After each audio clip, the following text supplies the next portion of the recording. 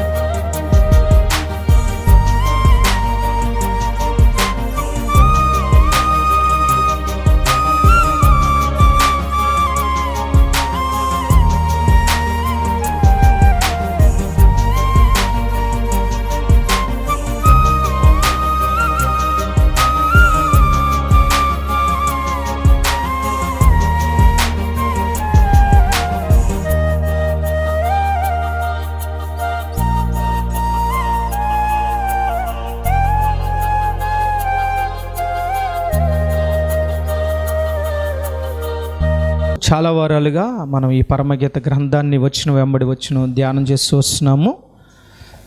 Sharon పొలంలో పూయబడిన పుష్పం యొక్క లక్షణాలు మనం ధ్యానం చేసాం. సో గత వారం మనం లోయలలో పుట్టు పద్మము, లోయల గురించి మనం ధ్యానం చేస్తూ వస్తున్నాము. గత వారం ఏం ధ్యానం చేసాం ఎవరికైనా గుర్తు? సిద్దీము లోయ. దేనికి సాదృశ్యం? అంటే పాపానికి సాదృశ్యం. అది పాపలో మనల్ని ఈజీగా పడేస్తుంది. సో గత వారం మనం ధ్యానం చేస్తూ వచ్చాము. సిద్ధిము లోయ ఎటువంటిది, దాంట్లో పడకుండా మనం ఎలాగూ కాపాడుకోవాలి అనే అంశాన్ని మనం ధ్యానం చేస్తూ వచ్చాము. ఈరోజు మరొక లోయ గురించి మనం ధ్యానం చేసుకుని సమయాన్ని ముగించుకోవడానికి ఇష్టపడదాం. రండి ఒకసారి యెహోషువ గ్రంథము 7వ అధ్యాయము 26వ వాక్యం చివరి వచనం. యెహోషువ గ్రంథము 7వ అధ్యాయము చివరి వచనం ఒకసారి చదవండి. రాళ్లతో కొట్టిన తరువాత అగ్ని చేత కాల్చి పెద్ద కుప్పగా వేసిరి, అది నేటి వరకు ఉన్నది. అప్పుడు యెహోవా కోపోద్రేకము విడిచిన వాడై మళ్ళుకొనెను. అందుచేతను నేటి వరకు ఆ చోటుకి ఆకోరు లోయ అని పేరు. ఏ పేరట? కింద ఫుట్ నోట్లో దాని గురించి రాయబడి ఉంది, బాధ లోయ. ఏ లోయ అంట? బాధ లోయ, ఆకోరు లోయ. ఆకోరు లోయలో ఇక్కడ చివరి వచనంలో మనకు ఉన్నది ఏంటంటే, ఒక వ్యక్తిని రాళ్ళతో కొట్టి అగ్ని చేత కాల్చి వారి మీద రాళ్లను పెద్ద కుప్పగా వేసిరి. అప్పుడు యెహోవా కోపోద్రేకము ఏమైందట? విడిచిన వాడై. ఏం చేశాడట అంటే, అంతకుముందు ఆయన కోపం వచ్చింది, అందుకనే ఆ కోపోద్రేకం చేత అక్కడ ఒక సంఘటన జరిగింది. అసలు దేవునికి కోపం రావడానికి అక్కడ జరిగిన సంఘటన ఏంటి అనేది మనం ధ్యానం చేసి, ఎందుకు ఆ ప్రాంతానికి ఆకోరు లోయ అనే పేరు వచ్చింది, అసలు అక్కడ జరిగిన సంఘటన ఏంటి అనేది మనం క్లుప్తంగా మనం ధ్యానం చేయడానికి ఇష్టపడదాం. నేను చెప్పినప్పుడు మాత్రం బైబిల్ చూడండి, మిగతా టైంలో వాక్యాన్ని వినడానికి ఇష్టపడండి. రైట్. ఇశ్రాయేలు ప్రజలు మోషే నాయకత్వంలో ఐగుప్తు నుంచి బయటకు వచ్చారు. తర్వాత మోషే కనాను చూశాడు, కానీ అతను కనాను చేరుకోడు అనే విషయాన్ని స్వయాన దేవుడే తెలియజేశారు. అయితే అతని తర్వాత నాయకత్వ బాధ్యతలు దేవుడు ఎవరికి అప్పగించారు? యెహోషువకి. ఎవరికి అప్పగించారండి? యెహోషువ నాయకత్వంలో ఎక్కువ విజయాలు చూసినట్టుగా మనకు బైబిల్ చరిత్రలో రాయబడి ఉంటుంది. అయితే యెహోషువకు బాధ్యతలు అప్పగించబడిన తర్వాత ఒక ప్రాంతానికి వెళ్ళారు. ఒక్కో ప్రాంతం జయించుకుంటూ వెళుతున్న సందర్భంలో మొట్టమొదటిగా యెరికో అనే ప్రాంతానికి వెళ్ళారు. ఏ ప్రాంతానికి అండి? సో యెరికో చుట్టూ గోడలు ఉన్నాయి, అక్కడ ప్రజలు విస్తారమైన ప్రజలు. అలాంటి ప్రాంతానికి వెళ్ళినప్పుడు దేవుడు యెహోషువతో చెప్పాడు, యెహోషువ నువ్వు భయపడొద్దు, యెరికో ప్రజలను నేను నీకు అప్పగించబోతున్నాను, సో నువ్వు భయపడాల్సిన అవసరం లేదు అని చెప్పాడు. చెప్పిన తర్వాత సరే మొత్తం మీద ఆ ఎరుకో చుట్టూ ఏం చేయాలనేది దేవుడు తెలియజేశాడు. తెలియజేసిన తర్వాత 7 రోజులు ఆ ప్రాంతం చుట్టూ తిరగడం, చివరి రోజు 7 సార్లు తిరగడం, తిరిగిన తర్వాత అక్కడ ఎరుకో గోడలు కూలిపోవడం. ఆ రోజు దేవుడు ఆ ప్రజలందరినీ కూడా యెహోషువకు ఇశ్రాయేలు ప్రజల చేతికి అప్పగించడం చెప్పాడు. అయితే లోపలికి వెళ్ళే ముందు యెహోషువతో దేవుడు ఒక మాట చెప్పాడు. ఏంటి అని అంటే, ఎరుకో శపించబడిన ప్రాంతం. ఏ ప్రాంతం చెప్పండి? సో దాంట్లో ఏది కూడా మీరు తీసుకోకూడదు, మొత్తం నాశనం చేసేయండి, మొత్తం నిర్మూలన చేసేయండి. దాంట్లో కనీసం ఏ వస్తువు కూడా మీరు తీసుకోవడానికి వీల్లేదు. ఇప్పుడు కొన్ని ప్రాంతాలకు వెళ్ళినప్పుడు దేవుడు దాంట్లో దోపుడు సొమ్ము మీరు తీసుకెళ్ళండి అన్న సందర్భాలు ఉన్నాయా లేదా? ఉన్నాయి.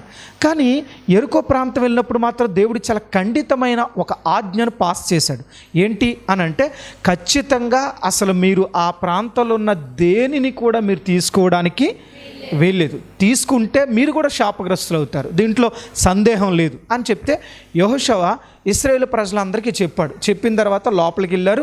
ఎరుకో లోపలికి వెళ్ళిన తర్వాత ఎరుకోలో ఒకే ఒక కుటుంబం రక్షించబడింది. ఎవరు వాళ్ళు చెప్పండి? ఒక వేశ్య కుటుంబం, రాహాబు. ఎవరు చెప్పండి? రాహాబు అనే వేశ్య కుటుంబం. ఆమె ఎందుకు రక్షించబడింది?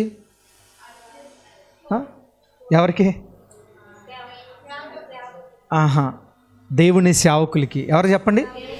దేవుని సేవకులకు వాళ్ళు దాచిపెట్టి సహాయం చేసిన కారణాన్ని బట్టి రాహాబు కుటుంబం మాత్రమే ఎరుకోలో రక్షించబడింది. మిగతా వాళ్ళందరిని ఏం చేశారు? సమూలంగా నాశనం చేశారు. ఏం చేశారు చెప్పండి? నాశనం చేశారు. ఎరుకో ప్రాంతం అయిపోయింది, మొత్తం అంతా కాల్చేశారు. కాల్చేసిన తర్వాత ఎదురుకొచ్చిన తర్వాత ఎరుకో తర్వాత హాయి అని ఒక పట్టణం ఉంది. ఏ పట్టణం చెప్పండి? హాయి అని ఒక పట్టణం ఉంది. ఎరుకో చాలా పెద్దది, దాని గోడలే విస్తారమైన గోడలు. అర్థమవుతుందా? కానీ అలాంటి ప్రాంతం గెలవగలిగారు. హాయి అనే ప్రాంతం వచ్చారు. హాయి అనేది చాలా చిన్న ప్రాంతం. సరే, ఎప్పుడులాగానే యెహోషువ కొంతమందిని పంపించాడు దూతల్ని. అంటే ప్రతి ప్రాంతానికి వెళ్ళినప్పుడు మోషే అయినా యెహోషువ అయినా కొంతమందిని పంపించేవారు. అదే ఆ ప్రాంతం ఎలా ఉంది, ప్రాంత మనుషులు ఎలాంటి వాళ్ళు, అక్కడ స్థితిగతులు ఎలా ఉన్నాయి, అక్కడికి వెళితే మనకు విజయం తథ్యమేనా, ఎంతమంది వెళ్ళొచ్చు, ఏంటి, ఒకసారి అక్కడవన్నీ కూడా చెక్ చేసుకుని రండి అని చెప్పి కొంతమందిని పంపించడం మోషే కాలం నుంచి అలవాటు. ఏ కాలం నుంచి? అప్పుడే కాదండి, యేసు ప్రభువు వారు పరిచర్య చేసినప్పుడు కూడా ఎక్కడికైనా సువార్తకు వెళ్ళాలనుకున్నప్పుడు ఆయన కంటే ముందుగా ఆ ప్రాంతం ఇద్దరిద్దరు పంపించేవాడంట ఆయన. ఏ ప్రాంతం? ఆయన సువార్తకు వెళ్ళాలనుకున్న ప్రాంతం. ఎందుకంటే ఆ ప్రాంతంలో అసలు ఎలాంటి మనుషులు ఉన్నారు, అక్కడ స్థితిగతులు ఏంటి, అక్కడ వాతావరణ పరిస్థితులు ఏంటి, మనుషుల మనస్తత్వాలు ఎలాంటివి, ఇవన్నీ కూడా మీరు చెక్ చేసుకుని రండి అని చెప్పడానికి అలనాడు రాజుల కాలం నుంచి, ప్రవక్తల కాలం నుంచి, ఈనాటు యేసు ప్రభు పరిచర్య చేసిన కాలం వరకు కూడా అది ఆనవాలుగా వస్తుంది. అది దేవుని చిత్తం కూడా.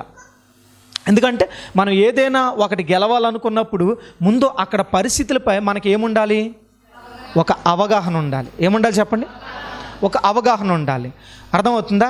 అలాగే మనం ఏ విషయంలోనైనా మనం జయించాలి అనుకుంటే ముందు ఆ విషయంపై మనకేముండాలా? ఒక అవగాహన ఉండాలి. దీన్ని ఎలా జయించగలం, మనకంటే ముందున్న వాళ్ళు ఎలా జయించగలిగారు, వాళ్ళ స్థితిగతులు ఏంటి, వాళ్ళ మానసిక స్థితులు ఏంటి, వాళ్ళు ఎలా దీని నుంచి బయటకు వచ్చారు, ఎలా ఈ పాపంపై విజయాన్ని సాధించారు, ఎలా ఇలాగ దేవుని చిత్తాన్ని వాళ్ళు నెరవేర్చారు అని మనకి ఎప్పుడు అవగాహన వస్తుంది? బైబిల్ చదివితే. ఏం చదివితే? గట్టిగా చెప్పండి. బైబిల్ చదివితే అవగాహన వస్తుంది. కానీ మనం చదవంగా. చదివితే మనకేమొస్తుంది? అవగాహన వస్తుంది. ఎందుకు వస్తుంది? మనకంటే ముందు వెళ్ళిన వాళ్ళు ఎలాగ దాని నుంచి బయటకు వచ్చారు, ఎలాగ జయాన్ని సాధించారు అనేది మనం చదివితే మనకు అర్థమవుతుంది. ఎందుకు బైబిల్ చదవాలి అని అంటే, మనకన్నా ముందున్న వ్యక్తులు గొప్ప గొప్ప ఆత్మీయులు కూడా చిన్న చిన్న పాపాల్లో ఎలా పడిపోయారు, దేవుని చేత ఎలా శిక్షించబడ్డారు. అలాగే భయంకరమైన పాపంలో ఉన్న రాహాబు లాంటి వేశ్యలు కూడా దేవుని చేత ఎందుకు క్షమించబడ్డారు. ఇవన్నీ ఎప్పుడు తెలుస్తాయి మనకి? ఎప్పుడు తెలుస్తాయి? బైబిల్ చదివితే. అంటే బైబిల్ చదివితే మనకు ఒక అవగాహన వస్తుంది. ఏమొస్తుంది చెప్పండి? అవగాహన వస్తుంది. మనకంటే ముందు వెళ్ళిన భక్తులు ఎలా ఉన్నారు, మనం ఏం చేయాలి, ఏం చేయకూడదు, ఎలాంటి స్థితిలో వాళ్ళు పడిపోయారు, మనం ఎలాంటి స్థితిలో వెళితే పడిపోకుండా ఉంటాం. ఇవన్నీ దేని ద్వారా మనకు అవగాహన వస్తుంది? దేని ద్వారా? బైబిల్ ద్వారా. అంటే బాగా గుర్తుపెట్టుకోండి, బైబిల్ చదువునోడు ఆత్మీయ జీవితంలో ఎప్పటికీ పడిపోడు. బైబిల్లో ఏముందంటే, నీ ఎదుట పాపం చేయకుండానట్లు నా హృదయములో ఉంది. అదే కీర్తనకారుడు మళ్ళీ ఏం రాశాడు తెలుసా? నీ వాక్యం నా పాదములకు ఏంటంట. ఇప్పుడు చీకట్లో వెళ్ళినోడు ఏమవుతాడు? ఖచ్చితంగా పడిపోతాడు. అదే దీపం ఉంటే పడిపోవడానికి ఆస్కారం లేదు. ఖచ్చితంగా మన ఇంట్లో లైట్లు ఎందుకు పెట్టుకుంటున్నాం? చీకట్లో వెళ్ళిపోయామంటే దేనో దాని గుద్ది ముక్కు పగిలిపోద్ది. అందుకని ఖచ్చితంగా ఇంట్లో లైట్లు పెట్టుకోండి. ఇప్పుడు ఇన్వర్టర్స్ వచ్చినాయి, కానీ ఇన్వర్టర్స్ లేని కాలంలో, ఇప్పుడు కూడా చాలామందికి ఇన్వర్టర్స్ ఉండవు జనరల్గా, కానీ ఇన్వర్టర్స్ లేని కాలాన్ని కూడా చూసి ఉంటారు కదా మన పూర్వీకులు. వాళ్ళు ఏం వాడేవారు? లాంతర్లు వాడేవారు, పెట్రోమాస్ లైట్లు వాడేవారు. ఏ లైట్లు వాడేవారండి? పెట్రోమాస్ లైట్లు, తర్వాత లాంతర్ దీపాలు ఇవి వాడేవారు. విచిత్రం తెలుసా, ఇప్పుడు అదే ట్రెండ్. మీకు అర్థమవుతుందా? మీరు రెస్టారెంట్కి వెళ్ళి చూడండి, లాంతర్ దీపాలు ఉంటాయి కదా, దానికి ఇప్పుడు లైట్లు పెట్టి వేలాడదీస్తున్నారు. కొత్తది ఏది ఉండదు భూమి మీద, గుర్తుపెట్టుకోండి. చాలామంది ఇది లేటెస్ట్ అన్న, లేటెస్ట్ కాదు, బైబిల్లో ఉందే, ఇదివరకు ఉన్నదే. చూడండి, ఆ మాట చదువుదాం ఒకసారి. ప్రసంగి గ్రంథం ఒకసారి తీయండి, చదువుదాం. ప్రసంగి గ్రంథము మొదటి అధ్యాయం 9వ వాక్యం ఒకసారి చదవండి. అందరూ తీసారా? రైట్, చదవండి. మునుపు ఉండినదే ఇక ఉండబోవున్నది, మునుపు జరిగినదే ఇక జరగబోవున్నది, సూర్యుని కింద నూతనమైనదేదియో లేదు, ఇది నూతనమైనదని ఒక దాని గూర్చి ఒకడు చెప్పును, అదియును మనకు ముందుండిన తరములలో చాలండి. ఎప్పుడు ఉండింది ఏంటంట? ఇప్పుడు చెప్పండి అన్న, ఇది లేటెస్ట్ ట్రెండ్ అన్న, లేటెస్ట్ ఫ్యాషన్ అన్న అంటున్నారు కదా. లేటెస్ట్ ఏది ఉండదంట భూమి మీద. అంటే ఆల్రెడీ ఒకవేళ ఇప్పుడు ఏదైనా ట్రెండ్ అనుకుంటున్నారు అనుకోండి, ఈ ట్రెండ్ ఎప్పుడున్నదే? ముందున్నదే ఇప్పుడు ఉంటుంది, ఇప్పుడున్నదే అంతకుముందు ఎప్పుడో ఉండి ఉంటుంది, తర్వాత తరాల్లో కూడా ఉంటుంది. ఇప్పుడు చూడండి, ఒక టైంలో బూట్ కట్ ప్యాంట్లు వాడేవారు కదన్నా, వాడేవారు చాలామంది. ఎంత అది పూర్వకాలం ఏమనేవారు? వాటిని బెల్ల ప్యాంట్లు అనేవారు కదా. కొత్తగా బూట్ కట్ పేరు మార్చారు, తర్వాత పెన్సిల్ కట్ వచ్చింది. ఇప్పుడు ఏ కట్ అండి? పెన్సిల్ కట్ ఇప్పుడు లేటెస్ట్ అండి అనుకుంటున్నారా? మా నాన్నగారి కాలంలో చూసాం. మా నాన్నగారు పాత ఫోటో ఒకటి ఉండేది, పెళ్లి ఫోటో. ఆ పెళ్లి ఫోటోలో పెన్సిల్ కట్ ప్యాంట్ చూశాను నేను. అంటే ఈ పెన్సిల్ కట్ ప్యాంట్ ఎప్పుడుంది? మా నాన్నగారి తరంలో ఉంది. ఇప్పుడు ఏమంటున్నారు? ఇప్పుడు అన్న లేటెస్ట్ ట్రెండ్ అన్న. లేటెస్ట్ ఏది ఉండదు, ఆల్రెడీ ఉన్నదే ఇప్పుడు ట్రెండ్. ఇప్పుడు ఉన్నదే మళ్ళీ కొన్ని తరాల తర్వాత వస్తుంది. బాడీ ఫిట్ షర్ట్స్ కానీ ఇలాంటి ట్రెండ్ అన్నీ కూడా ఎప్పుడు ఉన్నవే? ఆల్రెడీ ఉన్నవే. బైబిల్ ఎప్పుడు కూడా అబద్ధం చెప్పుద్దా? ఇప్పుడు మనకు కూడా కళ్ళ ముందు తెలిసింది కదండి. ఇప్పుడు ఈ లేటెస్ట్ అని చెప్పి, ఇదివరకు మట్టి పాత్రలు వాడేవారు కదండి, మట్టి పాత్రలు. తర్వాత అనేది ఇప్పుడు లోహాలు వచ్చినాయి, తర్వాత వచ్చారు. ఇప్పుడు ఏమంటున్నారు? కొండ బిర్యానీ అంటున్నారా? ఈ కొండ ఎప్పటిదే? మన తాతల తరంలో కొండలు ఉన్నాయి. ఈ కొండల తరం కొత్తదా? కొండ బిర్యానీ అండి అని అంటున్నారు. అంటే పాత్రలు పోయి మళ్ళీ ఏమొచ్చింది ఇప్పుడు ఫ్యాషను? మొన్న మధ్య బాగా ఓవర్గా మీటింగ్స్కి వెళ్ళిన తర్వాత జూన్ నెలలో కొంచెం ఫ్రీ అయ్యాను. ఫ్రీ అయిన తర్వాత సరే ఫ్యామిలీతో గడుపుదామని చెప్పి మేము కాకినాడ బీచ్కి వెళ్ళాం సరదాగా. వెళ్ళినప్పుడు అక్కడ ఒక రెస్టారెంట్కి వెళ్ళాం భోజనం చేయడానికి. ఆ రెస్టారెంట్ ఎలా ఇచ్చారంటే, ఆ రెస్టారెంట్లో ప్లేస్ ఎలా ఇచ్చారంటే, హట్స్ ఉంటాయి కదా, చిన్న చిన్న గుడిసెలు కదా, ఎవరికి వాళ్ళే సపరేట్గా ఎవరి ఫ్యామిలీలకి వాళ్ళ సరిపడగా హట్ వేశారు. ఆ హట్లో ఒక టేబుల్స్ ఉంటాయి, అక్కడ ఎవరికి వాళ్ళే భోజనాలు. ఇప్పుడు చెప్పండి, ఈ పాకలు ఎప్పుడు? కానీ ఇప్పుడు తెలుసా, అబ్బా రెస్టారెంట్ భలే ఉందండి అన్నారు పాస్టమ్ గారు. అంటే ఇప్పుడు ఈ రెస్టారెంట్ లేటెస్టా ఓల్డా? ఇప్పుడు పూర్వకాలం ఏం వాడేవారు? అవేనా? ఇప్పుడు అలా వేస్తే అబ్బా రెస్టారెంట్ భలే పీస్ఫుల్గా ఉందండి, ఎంత డీసెంట్గా ఉందండి, ఎంత బాగుందండి అంటున్నారు లేదా? అంటే ఇది లేటెస్ట్ కాదు, ఆల్రెడీ ఉన్నదే ఇప్పుడు మళ్ళా కొత్తగా వస్తుంది. సొలొమోను గారు అప్పుడే చెప్పాడు, భూమి మీద క్రొత్తదేది ఉండదు, ఉండబోదు. ఒకవేళ ఇప్పుడు ఎవడైనా కొత్తది అంటున్నాడంటే ఈ కొత్తది ఆల్రెడీ ముందు తరంలో ఉందా లేదా? ఉంది. అర్థమైందా? కాబట్టి లేటెస్ట్ ఫ్యాషన్ ఏది ఉంటుందా? ఇంకేదైనా దిక్కుమాల ప్యాషన్లు అలవాటు చేస్తే మనం ఏం చేయలేం. షర్ట్లు చింపేసుకుని ఇలా ఇలా పెట్టేసుకుంటే అది లేటెస్ట్ ఫ్యాషన్ అంటున్నారు. అది లేటెస్ట్ ఫ్యాషన్ కాదు, చిరిగిపోతే కుట్టుకునేది. చెప్పండి, ఇప్పుడు చిరిగిపోతేనే ఫ్యాషన్ అంట. మరి ఇదేం దిక్కుమాలిన ఫ్యాషన్ నాకు అర్థం కావట్లా. కానీ గుర్తుపెట్టుకోండి, ఎప్పుడూ కూడా క్లీన్గా ఉన్నదే ప్యాషన్. ఎన్ని తరాలు గడిచినా చింపేసుకోవడం ప్యాషన్ కాదు. ఎన్ని తరాలు గడిచినా చింపురు జుట్టేసి తిరగడం ప్యాషన్ కాదు. దువ్వితేనే ప్యాషన్. మంచి డ్రెస్ వేసుకుంటేనే ప్యాషన్. అంతేగాని చిరిగిపోయిన బట్టలు వేసుకోవడం అర్థమవుతుందా? ఇప్పుడు ఇదివరకు నిక్కర్లు వేసుకుంటే వెటకారం చేసేవారు కదండి, అనేవారు కదా. పేర్లు కూడా ఏమైనా నిక్కర్నారని వస్తున్నాడు రా అనేవారు కదా, జనరల్గా అనేవారు కదా. ఇప్పుడు ఏమేసి తిరుగుతున్నారు వీళ్ళు? షార్ట్ని ఏమంటారు చెప్పండి, ఇది లేటెస్టా? ఇప్పుడు ఈ షార్ట్లు వేసుకుని ఫ్లైట్ ఎక్కేస్తున్నారు, షార్ట్ వేసుకుని జర్నీలు చేస్తున్నారు, షార్ట్లు వేసుకుని ఎక్కడికైనా వెళ్ళిపోతున్నారు, షార్ట్లు వేసుకుని షాపింగ్ చేస్తున్నారు. ఇప్పుడు చెప్పండి, ఇది లేటెస్టా? అన్నా మీరు ఇంకెక్కడ ఉన్నారన్నా, ఇంకా ప్యాంట్లు వాడుతున్నారు ఏంటారు? షార్ట్ చేసి తిరగాలన్నా, ఇదే ప్యాషన్ అంట. అరే అప్పుడు నెక్కరన్నారని అనేవారు, మరి ఇప్పుడు ఈయనేమనాలా? మామూలుగా చెప్తున్నా, అంటే సరదాగాని కాదు. ఇప్పుడు ఇది లేటెస్ట్ అంటున్నారుగా, షార్ట్లు వేసి తిరగడం లేటెస్ట్ అంటున్నారుగా. కానీ లేటెస్టా? మన తండ్రులు మన తాతలు నెక్కర్లేసి తిరిగేవారు వాళ్ళు. ఇప్పుడు నువ్వు అది వేసి తిరుగుతున్నా, దానికి కొత్తగా పేరు ఒకటి మార్చావు అంతే. ఏమని? షార్ట్ అని. షార్ట్ అంటే సగం అని.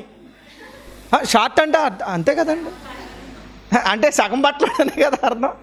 ఈ షార్ట్లు వేసుకుని షాపింగ్లో తిరిగేస్తారు, షార్ట్లు వేసుకుని ఎక్కడ పడితే అక్కడ వెళ్ళిపోతారు. అంటే ఈ దరిద్రం అంతా లేటెస్ట్ ఫ్యాషన్ అని చెప్పుకుంటున్నారు. ఇది లేటెస్ట్ కానే. మీకు తెలుసా, బైబిల్లో నారలాగులు ఉన్నాయి. నారలాగులు బలిపీఠం ఎక్కేటప్పుడు మోషే కాలంలో ఆయన ఆజ్ఞలు ఇచ్చాడు, బలిపీఠం ఎక్కేవాడు నారలాగులు ధరించాలి అని చెప్పేది. అంటే ఈ లాగు సెక్షన్ ఎప్పటి నుంచి ఉందే? ఈ నిక్కల సెక్షన్ ఎప్పటి నుంచి ఉంది? మోషే కాలంలో కూడా ఉంది. మీరు సంఖ్యాకాండం, ద్వితీయోపదేశకాండం, నిర్గమాకాండాలు చదివితే మీకు అర్థమవుద్ది. మోషేతో దేవుడు చెప్తాడు, నాయనా నువ్వు బలిపీఠం ఎక్కేటప్పుడు ఖచ్చితంగా ప్రతి యాజకుడు నారలాగు ధరించాలి. ఏం ధరించాలా? నారలాగు ధరించాలి అనేది. అంటే ఈ నిక్కర్ కొత్త ఫ్యాషనా? కొత్త ఫ్యాషనా? అప్పుడు ఉంది, తర్వాత కాలంలో ఉంది, ఇప్పుడు ఉంటుంది, తర్వాత కాలంలో కూడా ఉంటుంది. అంటే భూమి మీద లేటెస్ట్ ఫ్యాషన్ అనేది ఏది లేదు. ఇప్పుడు జరిగేదే ఇక ముందు జరిగింది, ఇప్పుడు జరిగిందే తర్వాత కూడా. భూమి మీద కొత్తది ఏది నువ్వు లేటెస్ట్ అనుకుంటే నీ భ్రమది. అర్థమైందా? భూమి మీద ఏది లేటెస్ట్ అనేది లేదు. ఇవన్నీ మనకి ఎలా తెలుస్తాయి? ఎలా తెలుస్తాయి? మనకేం తెలియట్లేదంటే అర్థం ఏంటంటే బైబిల్ చదవట్లా. బైబిల్లో అన్నీ ఉన్నాయి. పుట్టిన బిడ్డను ఎలా పెంచాలో బైబిల్లో ఉంది. ఆ పుట్టిన బిడ్డ పెరిగిన తర్వాత వృద్ధాప్యలో తల్లిదండ్రులు ఎలా సాకాలో బైబిల్లో ఉంది. ఒక భార్య భర్తతో ఎలా ఉండాలో బైబిల్లో ఉంది. ఒక భర్త భార్యతో ఎలా ఉండాలో బైబిల్లో ఉంది. అన్నదమ్ములు ఎలా ఉండాలో బైబిల్లో ఉంది. అక్క చెల్లెలు ఎలా ఉండాలో, ఒక సేవకుడు సేవ ఎలా చేయాలో బైబిల్లో ఉంది. సేవకుడి దగ్గర విశ్వాసి ఎలా ఉండాలో బైబిల్లో ఉంది. తోటి సంఘస్థులు ఎలాంటి ప్రేమను కలిగి ఉండాలో, ఎలాంటి తగ్గింపు కలిగి ఉండాలో, లోకంలో ఎలా జీవించాలో ఇవన్నీ ఎక్కడున్నాయి? గట్టిగా చెప్పండి. ఉన్నాయా లేవా? ఉన్నాయా? నిజమేనా? మరి మనకి ఎందుకు తెలియట్లే? అంటే ప్రాబ్లం ఎక్కడొస్తుంది అంటే మనం ఏం చేయట్లా. కొంతమంది మిడిమిడి జ్ఞానంతో కామెంట్లు పెడతా ఉంటారు కదా, మిడిమిడి జ్ఞానంతో. బైబిల్లో అది ఎక్కడ ఉందండి, ఇది ఎక్కడ ఉందండి, కొన్ని ప్రశ్నలు వస్తున్నాయి లేదా? చాలామంది ఈ రోజున కామెంట్లు పెడుతున్నారు లేదా? కొంతమంది అంటారు ప్రతి వారం మందిరానికి వెళ్ళాలంటారండి, మందిరానికి వెళితేనా భక్త అనేవాళ్ళు కూడా ఉన్నారు. పాత నిబంధన ప్రకారం అయితే మందిరానికి వెళ్ళకపోతే అన్ని రాళ్ళతో కూడా చంపేలా, విశ్రాంతి దినం లెక్క. కానీ ఇప్పుడు దేవుడు కృపాకాలంలో ఉన్నాం, కానీ ప్రతి వారం మానక ఎక్కడికి వెళ్ళాలా? దేవుని సన్నిధిలో ఉండాలి అనేది ఎవరి చిత్తం? సో గుర్తుపెట్టుకోండి, ఆత్మీయ జీవితంలో భూమి మీద కొత్తదేది లేదు. కానీ మన ప్రాబ్లం ఏంటంటే మనం ఎలా ప్రవర్తించాలో, ఎలా ఉండాలో మనకు అర్థం కావట్లేదని. అంటే మనం ఏం చదవట్లా? మనం బైబిల్ చదివితే మనం ఎలా ఉండాలో, ఎలా బ్రతకాలో, ఎవరితో ఎలా ప్రవర్తించాలో, తల్లిదండ్రులతో ఎలా ఉండాలో, పిల్లలతో ఎలా ఉండాలో, భార్యతో ఎలా ఉండాలో, భర్తతో ఎలా ఉండాలో అన్నీ కూడా ఎక్కడున్నాయి? బైబిల్లో ఉన్నాయి. కానీ సమాజం బాగుపడట్లేదు, పాడైపోతున్నారంటే కారణం ఏం చదవట్లా? విచిత్రం చెప్పనా, చాలామంది మందిరానికి వెళ్తారు, బైబిల్ మోస్తారు, కానీ బైబిల్ని మాత్రం చదవరండి. బైబిల్ చదివితేనే తెలుస్తుంది, బైబిల్ చదవకపోతే తెలియదండి. ఆత్మీయ జీవితంలో చాలామంది అడుగుతూ ఉంటారు, సార్ మీరు ఎక్కడన్నా పాస్టర్ ట్రైనింగ్ అయ్యారా అని అడుగుతారు. నేను ఎక్కడా ట్రైనింగ్ కావాలా, కానీ 12సారి బైబిల్ చదువుతున్నా. చదివిన ప్రతిసారి కొత్త విషయాలు నాకు తెలుస్తున్నాయి. అంటే మనం కూడా బైబిల్ చదివితే మనకు తెలిస్తే తెలీదా? అంతెందుకంటే డిప్రెషన్లోకి వెళ్ళినప్పుడు ఆ డిప్రెషన్లో నుంచి కూడా మనం ఎలా నిలబడాలో కూడా ఎలా ఉంది? బైబిల్లో ఉంది. బైబిల్లో శ్రమ దినమున నువ్వు కృంగిని ఎడలా నువ్వు ఎలాంటి వాడివి? చేతగాని వాడు అని ఉందా లేదా? అంటే మనం నిలబడుతున్నాము అని అంటే, నిలబడగలుగుతున్నామంటే ప్రపంచంలో దేనికి భయపడకుండా నిలబడగలిగేవాడు క్రైస్తవుడు ఒక్కడే. ఎందుకు అని అంటే బైబిల్ నేర్పింది మనకి. ఎవరు నేర్పారు? అంటే డిప్రెషన్ నుంచి బయటికి రావాలన్నా సరే మనం ఏం చదవాలా? బైబిల్ చదవాలి. ఇప్పుడు చూడండి, చాలామంది ఇప్పుడు సైకియాట్రిస్టులు ఎక్కువైపోయారు కదా, ఎక్కువయ్యారు లేదా? అంటే అర్థం ఏంటి? వాళ్ళ పని ఏముండదు, కూర్చోబెట్టి ఒక లైట్ కింద కూర్చోబెట్టి నిన్ను ఎలా ధైర్యపరచాలో కొంచెం మోటివేటెడ్ మాటలు చెప్పేవాడే సైకియాట్రిస్ట్, అంతే కదా. నేను అంటాను, అసలు నువ్వు ఎక్కడికి వెళ్ళక్కర్లా, మానక మందిరానికి తగలడితే సైకియాట్రిస్ట్ సంబంధించిన విషయాలన్నీ కూడా ఇక్కడే ఉంటాయి. ప్రతి వారం నువ్వు వింటావు, ధైర్యం వస్తుంది. కానీ ప్రాబ్లం ఏంటి? మన సమస్య వచ్చినప్పుడు, డిప్రెషన్ వచ్చినప్పుడు ఇంట్లో కూర్చుని కుమిలిపోతాం, కానీ ధైర్యం విడిచి ధైర్యం తెచ్చుకుని ఎక్కడికి రాము? మందిరానికి రా. మందిరానికి వస్తే అసలు నిన్ను ఆ సమస్యలోంచి కూడా బయటికి ఎలా రావాలో ఎవరు మాట్లాడతారండి? దేవుడు మాట్లాడతారు. కానీ మనం రాంగా అక్కడే ఓడిపోతున్నాం. అక్కడేం చేస్తున్నాం? ఓడిపోతున్నాం. చూడండి, ఎరుకో పట్టణాన్ని జయించారు వీళ్ళు. హాయి దగ్గరకు వచ్చారు, కొంతమందిని పంపిస్తే వాళ్ళు వెనక్కి వచ్చి అయ్యా హాయి చాలా చిన్నదయ్యా, ఎరుకోని ఆఫ్టర్గా జయించి పాడేసాం, హాయి అంతా 2000 మంది వెళ్తే ఆఫ్టర్గా అలా ఆడతా పాడుతా గెలిచి వచ్చేయచ్చు అన్నారట.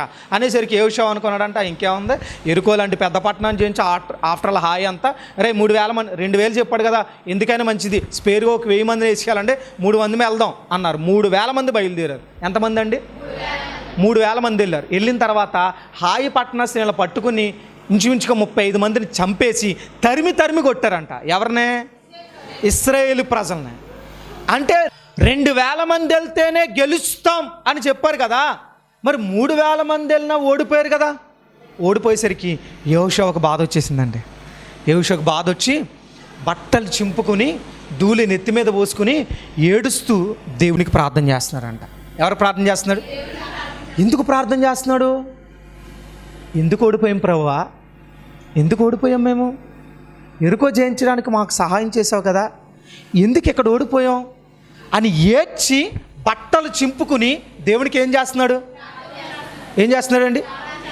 మన జీవితాల్లో కూడా కొన్నిసార్లు ఓటంలోనికి వెళ్తాం. అయితే ఓడిపోయినప్పుడు మనం ఏం చేయాలి తెలుసా? ప్రార్థన చేయాలి. ఆయన బట్టలు చింపుకొని నువ్వు బట్టలు చింపుకోవాల్సిన అవసరం లే. బైబిల్ ఏం తెలుసా? మీ హృదయములను చింపుకోమనంది. ఏం చింపాలట అంటే అర్థం ఏంటి? నువ్వు మోకరించి కన్నీళ్ళు విడిచి ఎవరికి ప్రార్థన చేయాలా? ఎవరు ప్రార్థన చేయాలా? ఓటమి ఎదురైనప్పుడు నువ్వు చేయాల్సిన పని కృంగిపోయి నిరాశలోకి వెళ్ళిపోవడం కాదు. ఇశ్రాయేలు ప్రజలు ఓడిపోయినప్పుడు యెహోషువ ఏం చేశాడు తెలుసా? మూలన కూర్చుని ముసల్దాన్లాగా ఏడవలా. ఆ ఏడ్చేదేదో ఏ సన్నిధికి వచ్చి ఏడ్చాడు? దేవుని సన్నిధికి వచ్చాడు, బట్టలు చింపుకున్నాడు, ఏడ్చి దేవుడికి ప్రార్థన చేస్తున్నాడు. దేవా, ఎరుకో పట్టణాన్ని జయించడానికి సహాయం చేశావే, ఆఫ్టర్ ఆల్ ఈ చిన్న పట్టణమైన హాయి ముందు మేము ఎందుకు ఓడిపోయాం? నాకు కారణం కావాలి అని ఎవరిని అడుగుతున్నాడండి? బాగా ఆలోచించండి. మన జీవితాల్లో ఎప్పుడైనా ఓటమి వచ్చినప్పుడు మోకరించి, ప్రభువా ఈ ఓటమి నాకు ఎందుకు వచ్చింది? ఈ శ్రమ నాకు ఎందుకు వచ్చింది? నాలో పాపం ఉందా? నాలో ఎక్కడైనా తప్పు ఉందా? ఎందుకు నేను ఓడిపోతున్నాను? ఎందుకు ఈ సమస్యలు ఇంకా కూరుకుపోతున్నాను? ఎందుకు ఈ సమస్యల నుంచి ఇంకా బయటకు రాలేకపోతున్నాను? నాకు కారణం కావాలా అని ఎవరిని అడగాల? కన్నీళ్ళు విడిచి ఎవరు ప్రార్థన చేయాలి? యెహోషువ ప్రార్థన చేశాడండి. ఏం చేశాడు? మీరు బాగా ఆలోచించండి. నీకు సమస్య వచ్చినప్పుడు, నీకు ఓటమి ఎదురైనప్పుడు ఇంట్లో కూర్చుని ఆడవాలా? గట్టిగా చెప్పండి. లేదు. మనకి ఏదైనా చిన్న సమస్య వచ్చినప్పుడు మనం ఎక్కడ కూర్చుంటాం? అమ్మా ఈరోజు మందిరానికి ఎందుకు? మా ఆయన కొట్టేసాడండి, అందుకే బాధతో ఇంట్లోనే కూర్చున్నాను. ఇంట్లో కూర్చుంటే ఆ రోజంతా ఇంకా గొడవ ఎక్కువైపోయి ఆడు మళ్ళీ తంతూ ఉంటాడు నిన్ను. అవును కదా, ఏడవద్దని చెప్పనా అంటాడు, నువ్వు ఇంకా ఏడుస్తూ ఉంటావు, ఆడికి ఒళ్ళు మండుద్ది. ఒకటిచ్చి అదేదో అక్కడ ఏడ్చేదేదో దేవుడి మందిరానికి వచ్చి ప్రార్థన చేసి ప్రభువా నా భర్త హృదయాన్ని మార్చిన ఆయన అని ఆ ఏడుపేది ఎక్కడ ఏడవాలా? మందిరానికి వచ్చి ఆడవాలా. యెహోషువ సమస్య వచ్చింది, వాటమి నిజమే. కొన్ని సందర్భాల్లో మన జీవితంలో కూడా వాటమి ఎదురవుతూ ఉంటుంది. వాటమి ఎదురైనప్పుడు మనం చేయాల్సిన పని ఏంటంటే దేవుని సన్నిధికి వచ్చి ప్రార్థన చేయాలి. ఏం చేయాలా? ఎవరిని అడగాల? ఒకసారి రండి, యెహోషువ గ్రంథం 7వ అధ్యాయం 6వ వచనం ఒకసారి చదువుదాం. యెహోషువ తన బట్టలు చింపుకుని తానును ఇశ్రాయేలీల పెద్దలను సాయంకాలము వరకు యెహోవా మందసమునెదుట నేల మీద ముఖములు మోపుకుని తమ తలల మీద ధూళి పోసుకొనుచు, అయ్యో ప్రభువా యెహోవా మమ్మును నశింపజేయునట్లు అమ్మోరీల చేతికి మమ్మును అప్పగించుటకు ఈ జనులను యొర్దాను నీవెందుకు దాటించితివి? అవతల ప్రభువా కనుకరించుము, తమ శత్రువుల ఎదుట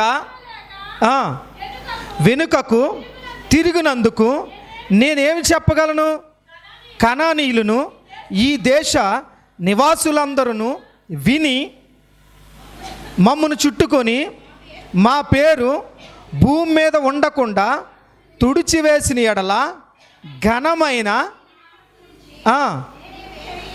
నీవేమి చేయదువని. చాలండి. యెహోషువ ప్రార్థనలో మీకేమైనా క్రొత్తగా అనిపించిందా? మీరు ఎప్పుడైనా అసలు ఇలాంటి ప్రార్థన చేశారా? ఈ యొక్క ఆధ్యాత్మిక కార్యక్రమంలో ఈ వాక్యం ద్వారా మీరు బలపడినట్లయితే ఈ కార్యక్రమాన్ని ప్రోత్సహించండి, బలపరచండి. అలాగే మీ సమస్యలు ఏమైనా తెలియచేయాలి అని ఆశపడితే ఈ స్క్రీన్పై స్క్రోల్ అవుతున్న నెంబర్లకు మీరు కాల్ చేయండి. అలాగే మీ ప్రార్థన అవసరాల కొరకు ప్రేయర్ చేయడానికి సేవకుడిగా నేను ఇప్పుడు సిద్ధంగా ఉన్నాను. అలాగే నా వర్తమానాలు మీ ప్రాంతాల్లో వినబడాలి అని ఆశపడితే ఎవరైనా సరే దైవ సేవకులు కానీ మరి ఎవరైనా ఈ స్క్రీన్పై కనబడుతున్న నెంబర్లకు మీరు కాల్ చేయొచ్చు అని ప్రభు పేరిట తెలియజేస్తున్నాను. అలాగే నా వర్తమానాలు మీరు ఇంకా వీక్షించాలి అని ఆశపడితే బ్రో ఎం శ్యామ్ అనే యూట్యూబ్ ఛానల్ ద్వారా కూడా నా వర్తమానాలు అనేకమైన యూట్యూబ్లో ఉన్నాయి కనుక వాటిని కూడా మీరు వీక్షించి ప్రభు యొక్క దీవెనలు పొందుకోవాలని, ఆధ్యాత్మికంగా బలపడాలని ప్రభు పక్షాన తెలియచేస్తున్నాను. ఈ దీన సేవకుడి కొరకు, ఈ దీన పరిచర్య కొరకు మీ యొక్క అనుదిన ప్రార్థనలో జ్ఞాపకం చేసుకోవాలని ప్రభు పేరిట మీ అందరినీ కూడా తెలియచేస్తున్నాం. God bless you, God bless you all. దేవుడు మిమ్మల్ని దీవించునుగాక. ఆమేన్. మా అడ్రస్ బేతేలు ప్రార్థనా మందిరం, ఇందిరా కాలనీ, జీడిపిక్కల ఫ్యాక్టరీ ఎదురుగా, దొండపూడి రోడ్, గోపాలపురం.